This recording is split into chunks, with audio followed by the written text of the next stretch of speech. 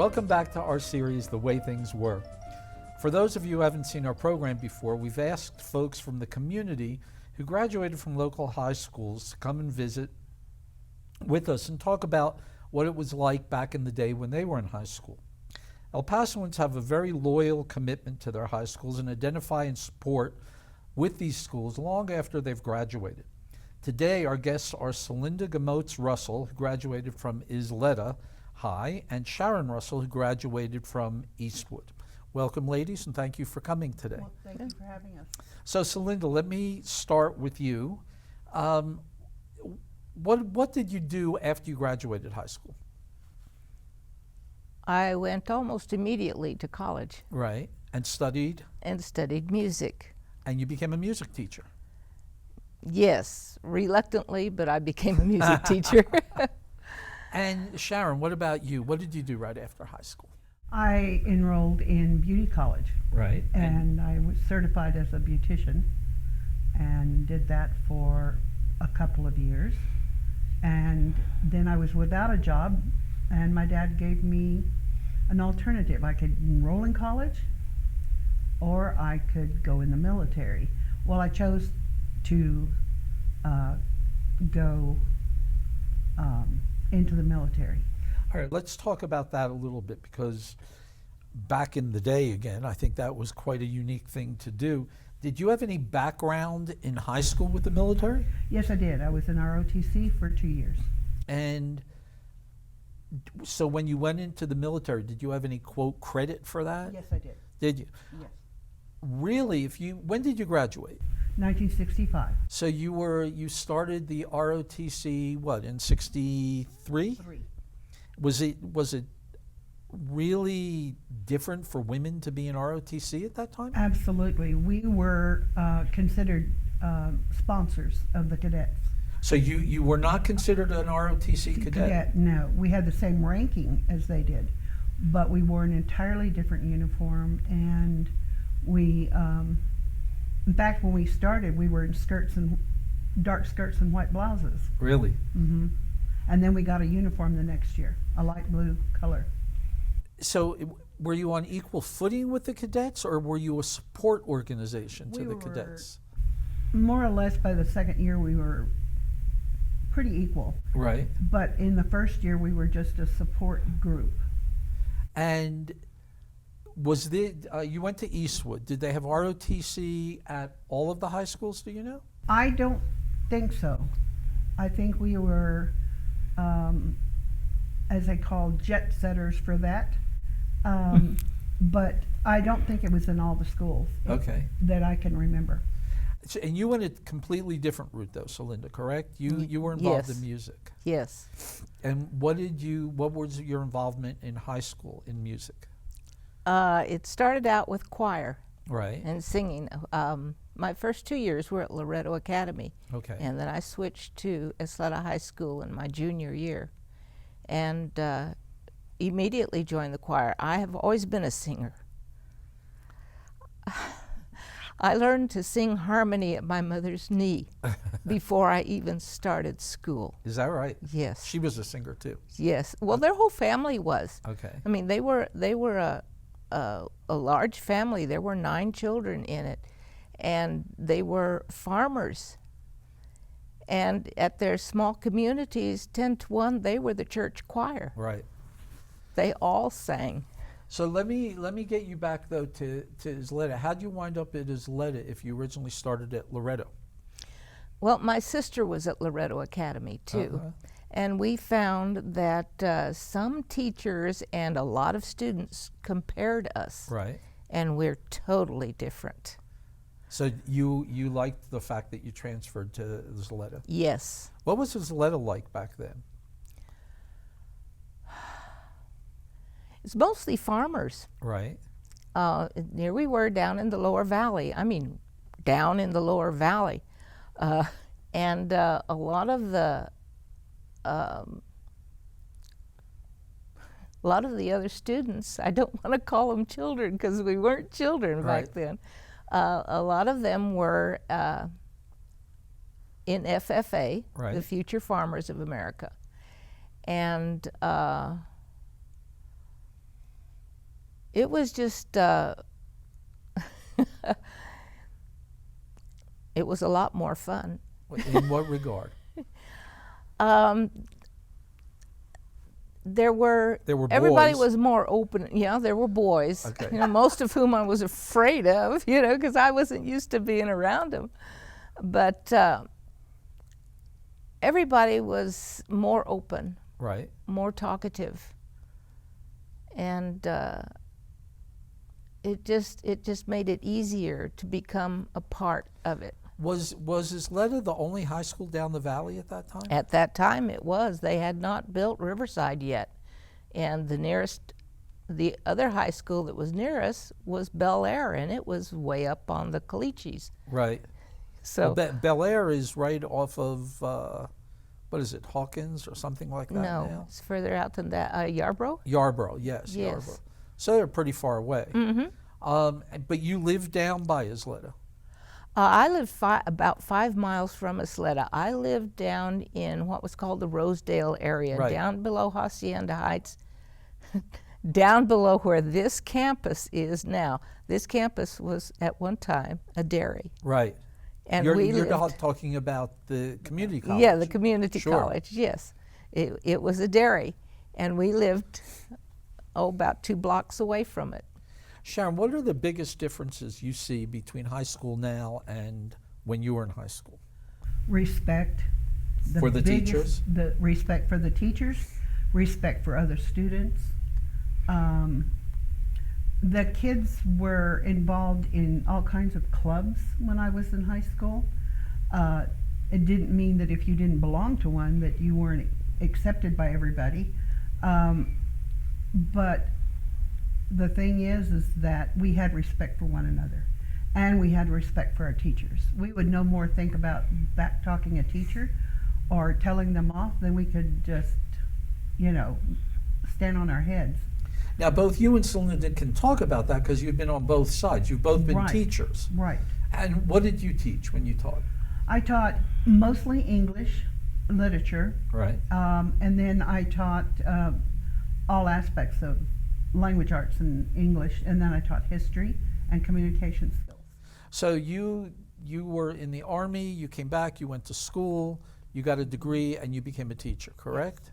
And Celinda, you went right into teaching after college, is that correct? Yes. Okay, and where did you teach? I taught at Scottsdale Elementary School on McRae, and then the next year they moved me down to Marion Manor Right.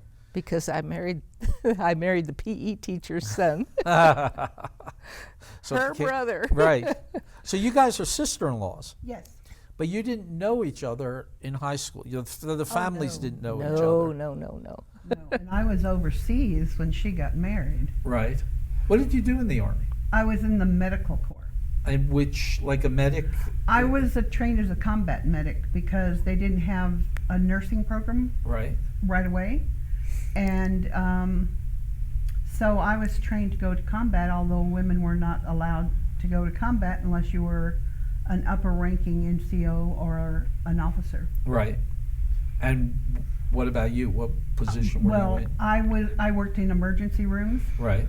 and when I was in Germany, I delivered babies. Oh, is that right? Yes. Neat. Talk to me a little bit about Eastwood now. Eastwood was cast as the newest campus type high school. It was designed to look like a college Right. because we had different buildings for different things as opposed to everybody being in one building. Where you go one end of the hallway, you might have science. At the other end of the hallway, you might have home economics. So at Eastwood, we were literally in buildings, within a building. And we had a very large gym, and sports was a big deal then, where it's still a big deal, but for some reason it was the center of everything. Right. Science, not so much, although people that were involved in science were involved in science. But Right. they also played football. Right. Or they ran track or something like that. And sports was mostly for guys. Right. I mean, there were women in sports, tennis, the girl things. Well, I think across society, women Right. really weren't encouraged to go Yeah. into sports until a relatively recent time. Right. And now they're very involved. Oh, yeah. And as a teacher, today you're expected to be involved, really involved with your students. We were very fortunate at Eastwood because our faculty was fantastic. They got themselves involved in everything When you were a student there. when I was a student there. And what else were you involved in? When I was in high school, I was in the dance club, Right. and then I was in the sponsor corps. That's the ROTC. And I also spent one semester in track. Did you? Yes, Okay. till they tried to get me to run hurdles, and my hamstrings wouldn't let me jump over the hurdles very well. And Celinda, what were you involved in? In high school, Uh-huh. at Isleta, of course, my first involvement was with the choirs. Right. Then I started in the junior drum corps just to learn how to play. That's got a little backlash from Loretto Academy because they had a little orchestra there. Right. And I played at a trap set there. It was just all on my own. I knew how to learn how to read music, and I just went from there. But I decided I wanted to be in the drum corps at Isleta. So I joined so I could learn how to play it properly. And then my senior year, I was in the drum corps. And you enjoyed that. Oh, I loved it. I loved it. And you told the story, we were talking before we came on the air, you told the story, something about going to Juarez? Oh, yes. The 16th of September Day parade. And what was that? And we were invited to march in the parade over there at Juarez for their Independence Day parade. And they didn't invite all schools at Isleta. They had their own drum and bugle corps Right. from their schools. But they also invited Bowie High School. And Bowie was, several blocks ahead of us in the parade. But This is all in Juarez. this is in Juarez, yes. And so we marched in their parade, which was really neat and kind of scary because there were firecrackers everywhere, and I had a couple of them explode under my feet as I was going down the... As you were still trying to play the drums? Yeah, I was still trying to play not trying, I played. You don't quit. But we knew Bowie was up there too, and they knew where we were. And when we got to the end of the parade route, the whole Bowie band was still there, and they were cheering for us And as we waiting for came you. in, waiting for us. Well, we have some neat pictures. I hope they can reproduce them for the program of you in your drum corps outfit Yeah. getting ready to play. I think you had a band around your head. And Yes. did both of you go into Juarez as high school students or no? Oh, you bet. You, Well, no, we went in quite innocently, and I say that because we didn't drink. We were... you say that now, but okay. No, for real. No. But I had about 5, maybe 6 friends, and we used to go over and have lunch. And we go shopping. This is on the weekends. Of course. Yeah, okay. Yeah. Because you were too busy doing all your studies and activities and stuff like that at school during the week. But on the weekends, we would go on a Saturday and we would go over and go shopping at the old market. Then we would go out to the Pronoff and we would eat at the Pronoff. And one time we were coming back, and I have a friend, Vicky. She spoke several languages. So that day she decided to speak Italian as we came across the border. So we all got stopped, and they had to call her father, and her father, who was a colonel in the army, came and rescued us because she got quite a chewing out for I bet she did. delaying us. He had to leave his office. But anyway, that was an experience, and I will always remember that because she was so talented with languages, and she could have spoke Japanese, and we'd have never got out of there.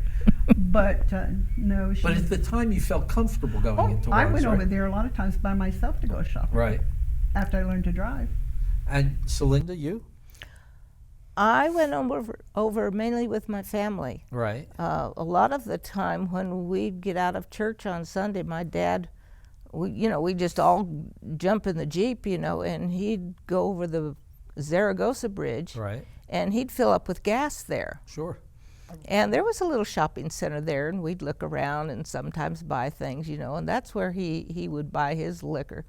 But we never went to Juarez proper unless we were going shopping. Right. And it was usually to the big market. And I remember that was the old market. Oh, that was the most fascinating place. Yeah. It was marvelous. My parents, I don't remember when it happened, but they bought a nativity set there, and made by, well, it's molded, Right. it's poured from molds. They're all made out of clay. And I decided when I got married that's what I wanted. And did you get it? I got it. I still have it. Well, one of the reasons I emphasized you went over on weekends, could you leave the campuses during the week when you were at school? No. You couldn't go No. out to McDonald's or where? There No. was no McDonald's. Yeah. Not anywhere close. Right. No. In fact, the only thing close to us was 4 churches, and a grocery store at either end of McRae. And that was basically, there was an A&W root beer place on McRae where sometimes after school we'd all meet down there. And This city has changed incredibly Oh, yeah. since we were. Now, I didn't go to high school here. I think it must have been fascinating to go to high school here, though. very fascinating. I loved it. Yeah, and El Paso has always sort of been a bubble. A lot still was is. going on around it, and it didn't really affect the town. And Well, that's true, and it's with the community. Like, Celinda went down to Sleda, and about the only time that we went down in that area would be to play sports or go to the Indian reservation there. Right. And so everything was capsulated. I mean, you had like Eastwood, everybody was off of McRae, from McRae to Yarborough, and over to Viscount. I mean, it was all that area.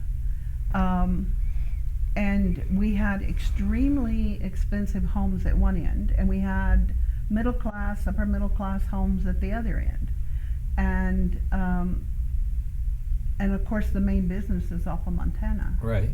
But you didn't go anywhere off campus because there was really no place to go off Nor campus. were you allowed to do that. Oh, That's right. right. And then when my brother became a junior, the youngest one, they were allowed to go for lunch to the A&W, and Is that they right? could come back. They were allowed. Mhm. And when was that?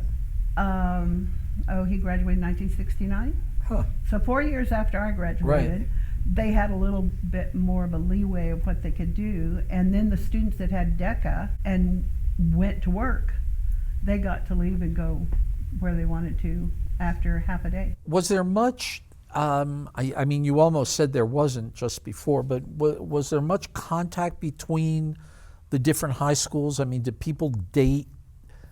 Did the Eastwood people date Isleta people, or did Isleta people date Bowie people? I dated somebody from Bel Air Okay.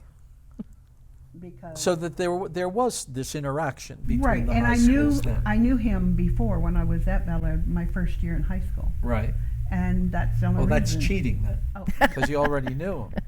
So, Linda, let me approach it this way. When you drive by Eastwood today, I mean, this is this massive. fabulous, Wow. massive, modern. I mean, they've just gone through this whole renovation, Right. and I think Isleta is still this beautiful old building. I mean, red I don't know brick. what they've built behind it, but when you drive down the street, you're just so impressed with the facade. Right. Have they? It's Do you know? Have beautiful. they done anything behind it that you can't see from the street? I'm not really sure. I think it's more, you have the facade and you're going down toward, I guess you could say, the reservation. Right. And they have all this land on the side.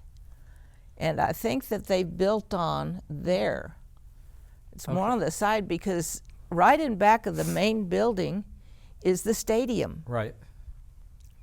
And on the other side, that's where they had the ROTC people, is in the rooms underneath the stadium. Right. And in back of that was a great big drainage canal. Tell the story about that. You mean with the the song? song. Okay.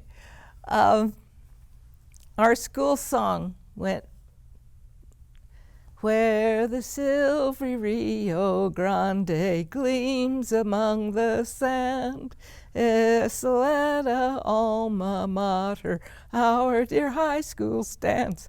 We had trouble getting through it because, you know, where the silvery Rio Grande gleams among the sand, you know, and here we were with this terrible old stinky drainage canal right behind the stadium.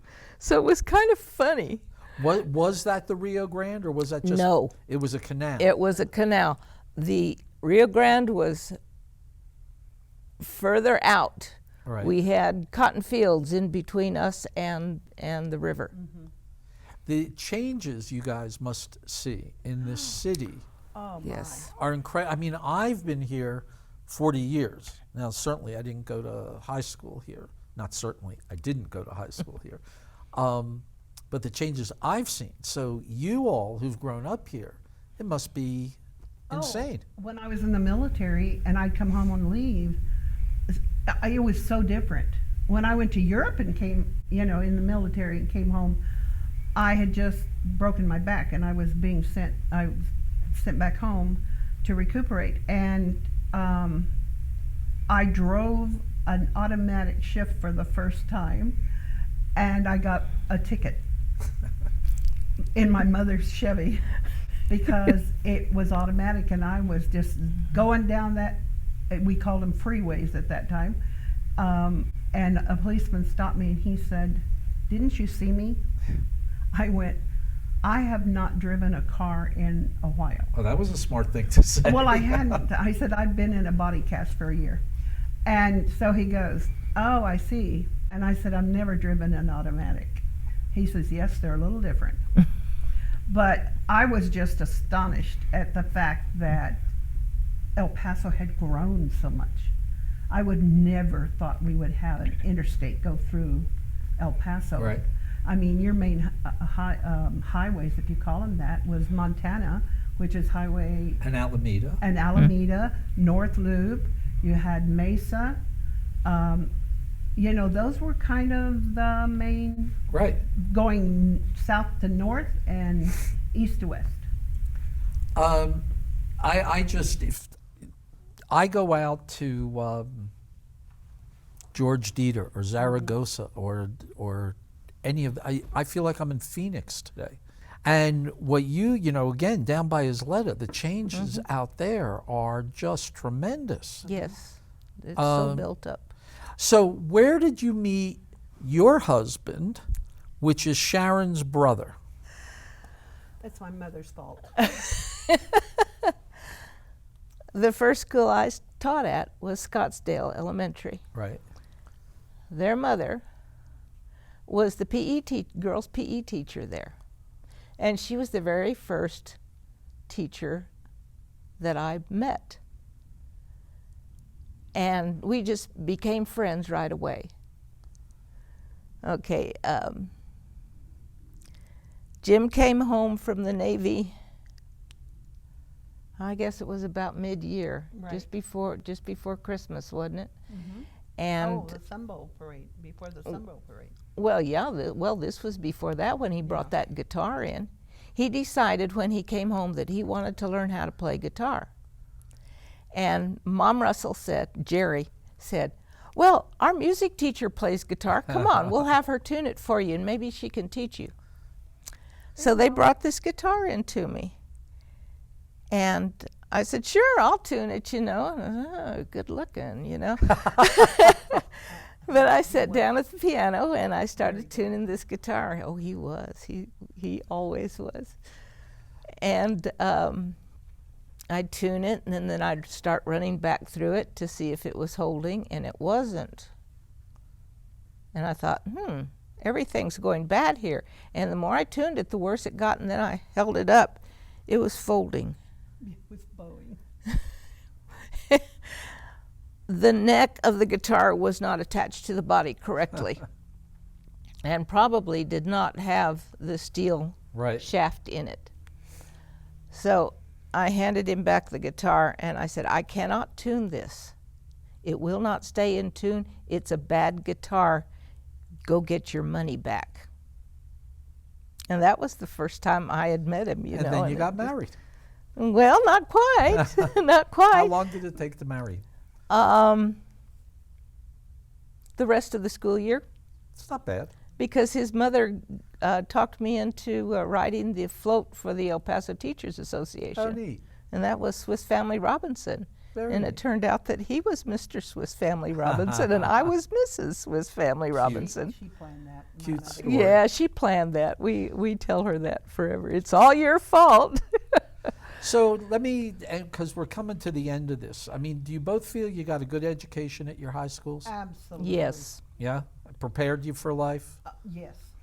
Um, On all aspects. Yeah. You know. And you both went in very diverse directions. Right. Both were very successful with what you did. Are any of your kids, well, you don't have children, I right? don't have natural children, no. But you tend to I tend to gather grab children. them, gather them Yeah. around. Yes. like Is a your mother daughter, hen. your daughter's a teacher? No? Yes, I did not remain a teacher. No? Would you? I became a church musician. I Okay. got called. Okay. And I retired from that, I thought, in 2010. But I'm back at it again. Are You you? can't Retired stay at the same away. time. You can't stay away. Well, Once- the other thing that's nice is that you didn't even know each other. Yeah. He got married to your brother got married to Celinda when you were overseas, Right. and now you're very close. Oh, I yes. think Yes. that's a wonderful situation. We're going to have to wrap it up now, but I am really glad that you both came to visit today. I mean, I think it's been an interesting conversation. Obviously, all three of us love El Paso. Yes. We're all here. Don't want to leave. I'm going to die here. So am I. I love this town. And I do too, and I left it like 4 times and came back. yeah, exactly. Because of my job, but I came back. My kids would all come back here if they had something to do. And I think you all know we go up to Chicago quite a bit and live up there in the summers. Every time I come back here and get off the plane, I smile and love it. But Yeah. again, thank you so much for coming. I really appreciate it. And I hope you had a good time talking about it. Oh, It was wonderful. Yes. Great. Thanks. Great. Thank you for having us.